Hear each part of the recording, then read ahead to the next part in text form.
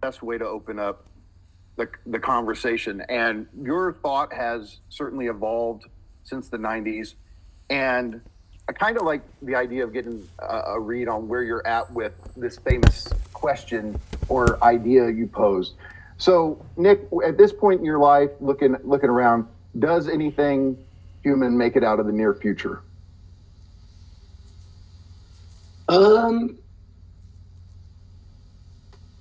Yeah, that haunts me a bit. That sentence. I mean, I could sort of retreat easily into semantics about it.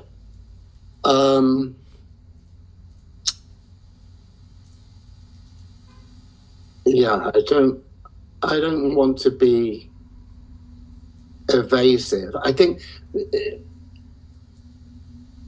if you sort of pan out a little bit from it, I think there's sort of philosophical structure around that is that the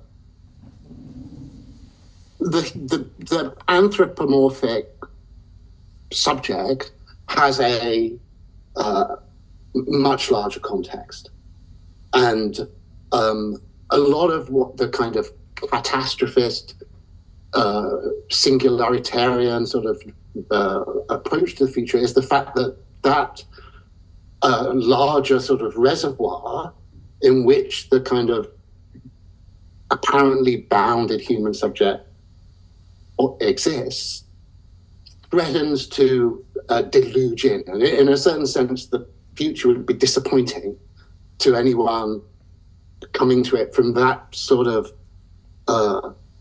there's a set of frames coming to the future, on the one hand from transcendental philosophy, on the other hand from the sort of techno singularitarian people, and what they share is a notion that the absolute inundation of the narrowly conceived human subject is what it takes for the future to deserve a capital F.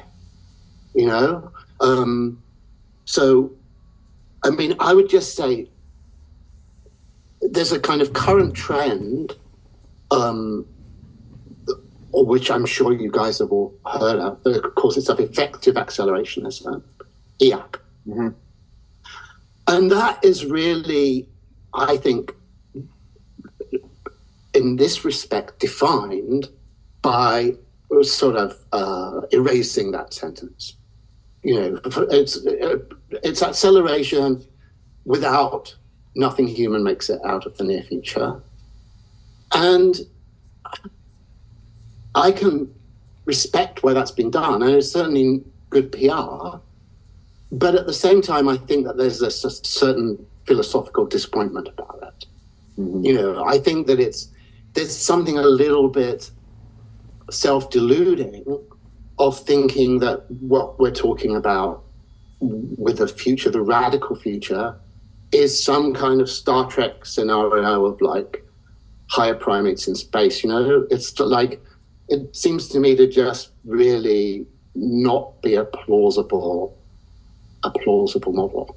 So I would say, I mean, I'm rambling on a bit here. I would just sort of, as a summary thing, would say I've come, I think, a lot more to respect the myth of humans in space. You know, I think I love all this kind of Mars colonization stuff. I think it's great. I think the technology people are doing to put humans in space is great.